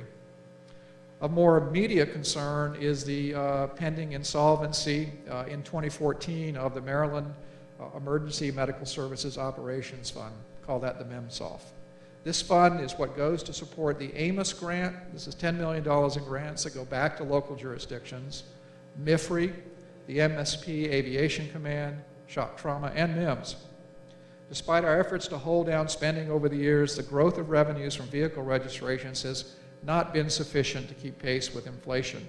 This is an issue, a very important issue, that we're going to need to work together to address in the upcoming legislative session. Another issue that we need to address is the aging technology in our SysCom EMRC Communication Center at MIMS in Baltimore. Much of this equipment is past its engineered life, and we're becoming increasingly concerned about the risk of a catastrophic failure and potentially unrecoverable failure. Upgrading this technology is not possible without an increase in the MMSOF revenue, which is needed to fund these new technology upgrades that would utilize internet protocols and digital-based technology. With these advancements, we'd also have the ability to run the EMRC and SysCom anywhere off-site in the event there were need to evacuate the building in Baltimore. As a final note, I want to recognize two major passages at MIMS this past year. Our long-serving Regional 5 Administrator, Marie Warner Crossan, retired last April. Also in February, we lost a close friend and colleague to cancer, Rick Meehan. Rick had been at MIMS since 1994, held the Region 2 Administrator position since 2004, and he's going to be sorely missed. So many thanks again to the MSFA and all of our partners for your support in making the Maryland EMS system one of the best in the country. It is only through this collaboration that we're able to build on this strong foundation and continue to improve our world-class system. While we have challenges to face, I'm confident that by working together as we have over the past decades, we'll succeed. Thank you for your attention today.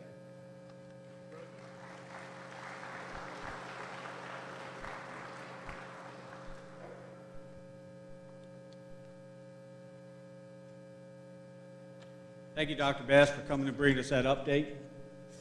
And the man behind the curtain will hand me something here in a minute.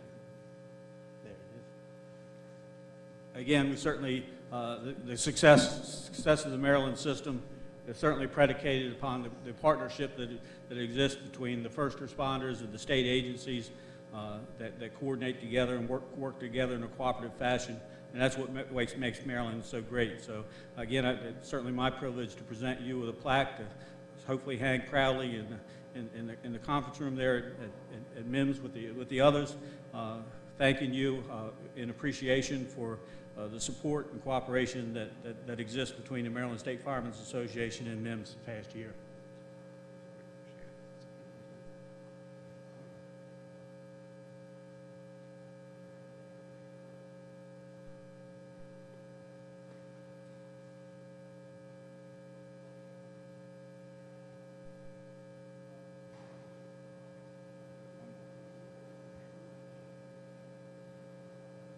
Of course, to welcome you to our convention, we want you to have one of our official delegates badges, as well as the commemorative mug for this year's convention. And I know you've got a whole line of those in your office. I've seen them. So again, thank you for being here tonight, and thank you for your partnership and support that you've given me in the past year. Thank you. Yes.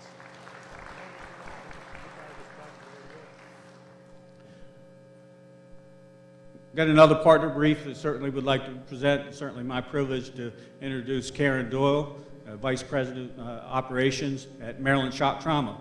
Any of you who've been up in the downtown area there around Shock Trauma will notice that there's a brand new expansion going on to that center, certainly that we could be proud of. If we weren't proud of Shock Trauma before, we certainly can be even more proud of it. It's certainly something that we in Maryland can be proud of and that most of the nation and the rest of the world look at. I had Karen give me a tour of things as they were under construction.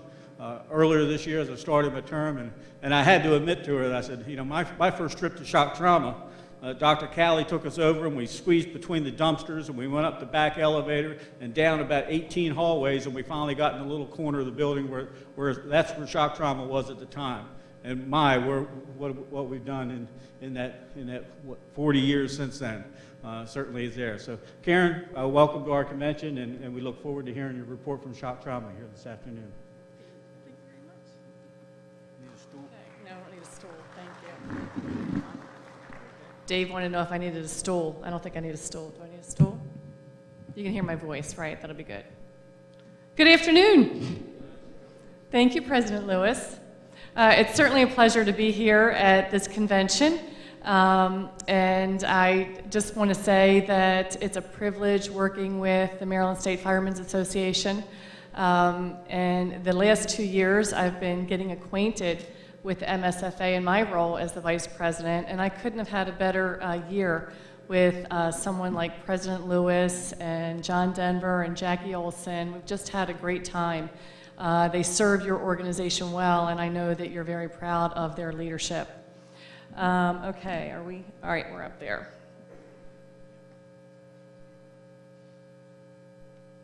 All right, so just as a reminder, the R. Adams Cali Shock Trauma Center, we are the primary adult clinical resource center for the state of Maryland. As President Lewis was saying, we started out in some very austere times in our building, and at the end of this presentation, I'll show you what the new building looks like, and I want each of you to come see us because it's quite fabulous. We have a new building because our admission volumes continue to grow. Our current building, which was built in 1989, was built for a capacity of 3,500 patients. And this year, in fiscal year 12, we will break 8,500 patients.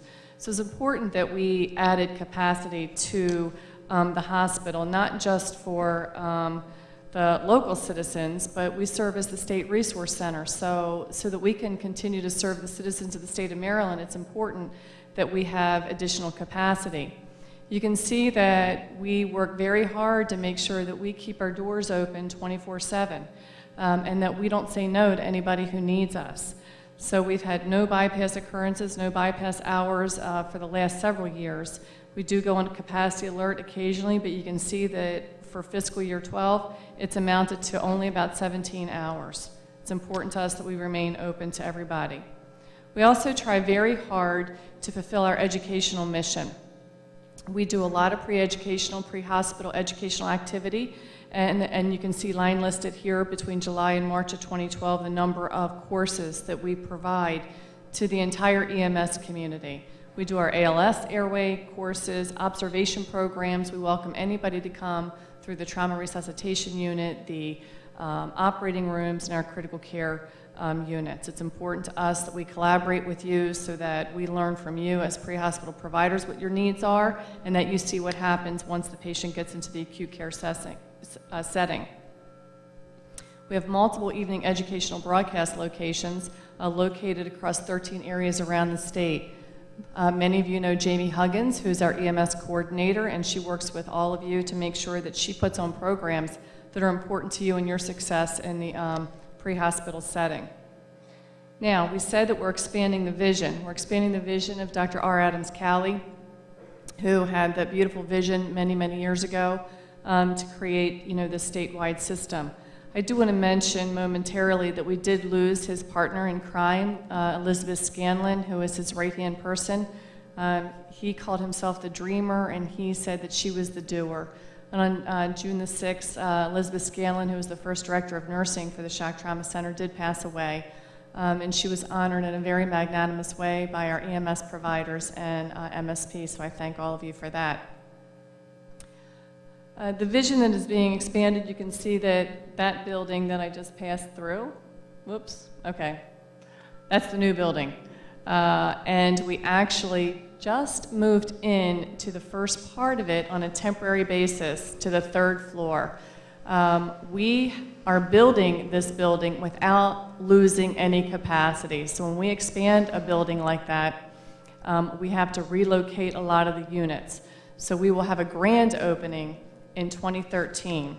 And we will have an expanded emergency department. We'll have 10 new operating rooms, an expanded recovery room, 60 new ICU beds, which are critical to our mission. And we're very excited about having a training and simulation center, a center totally devoted to training and simulation. We collaborate with our EMS providers. It's 10,000 square feet, and we can put on programs for mass casualty training, pre-hospital provider training, acute care setting training. But this is an initiative that we are partnering with all of our partners to make happen. So we're excited about the simulation center. Did I just move through? Okay. So that was the simulation center. Now, many of you have just gone to our gala on May the 5th, which is a very collaborative experience with all of you. We honored a young man named Andrew Green, who was our hero nomination. Who was selected. So Jamie is down at the table today making sure that she hand out papers to all of you that if you have a hero selection, we need you to nominate people. These are some of your leadership at the gala, and it was a great night. We honored all of you. Okay. Let me move through this.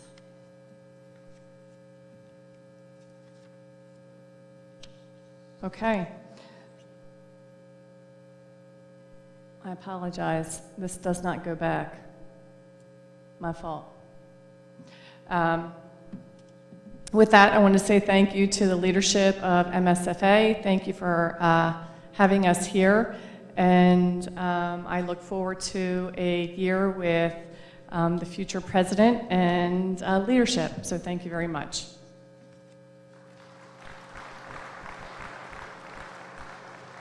Thank you, Karen. As I've said a number of times already today, certainly the success of our system is built on partnerships, and we certainly recognize the Shock Trauma Center is a very important partner to the member companies of the Maryland State Firemen's Association.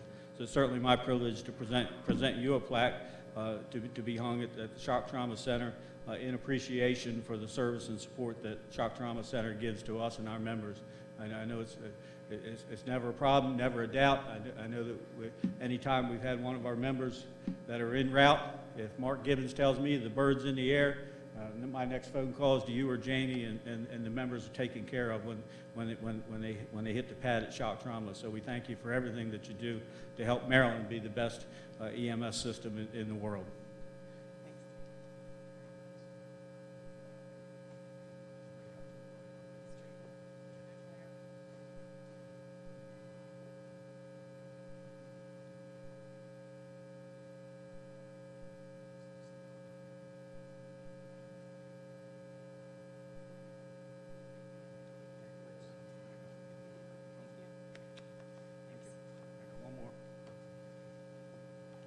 Officially welcome you to the convention, your own delegate's bag, and a commemorative mug marking this year's convention.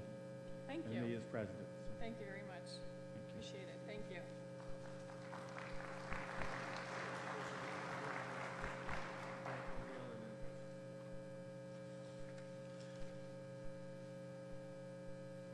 Okay, I have a few announcements here.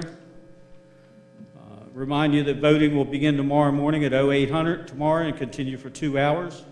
Additional convention events that certainly remind you the basket and bag bingo tonight begin at 6:30 in the convention hall, the other side of that wall. Doors open at 5:30. Jolly Roger event at 6:30. Reminder that we still have ongoing in-service training programs here this afternoon. The vendor booths are open downstairs and will be open until 4:30. And don't forget to stop by the raffle booth and buy your $10,000 raffles. The registration committee tells me that they do have extra convention program books and proceeding books available. So if you would like additional ones for additional members that are here at the convention or to take back to your company, please feel free to do so. I'll have one more announcement. The Ocean City Fools Club, the Federation Fraternal Order of the Leatherhead Society, will be having their annual block party that they hold during the convention, June 19th, 7 p.m., Wycomico Street and Baltimore Avenue. That's basically between the Poorhouse, the Beard and Clam, and the Cork Bar. A $10 donation at the door gives you a souvenir mug, and part of those proceeds go to support the National Fallen Firefighters Foundation. Fools also be presenting tomorrow a hands-on training opportunity, Man versus Machinery, be presented by Lieutenant Mark Gregory from Tower Ladder 111 FDNY, starting tomorrow at 8 o'clock, the morning session 8 to 12, afternoon session 1 to 5, and the registration for that is $50 per student payable to the Fools, and again, part of those proceeds go to the Fallen Firefighters Foundation. So again, there's a lot going on in Ocean City. Please take advantage of it. Please be safe. At this time, I'd like to ask Pete Walbert, one of our chaplains, to come up and leave us with an attitude from prayer for this afternoon.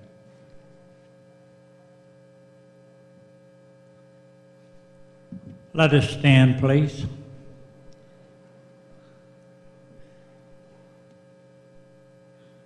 Let us pray. Our most gracious Heavenly Father, we come to you, Lord, looking in your scripture.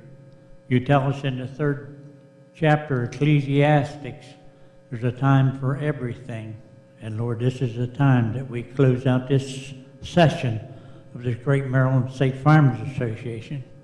Lord, we ask you now to be with the officers, be with the members, the delegates, Lord, as we proceed in this evening's get-togethers, Lord, at Jolly Rogers. We ask you to put your arm of safety around them.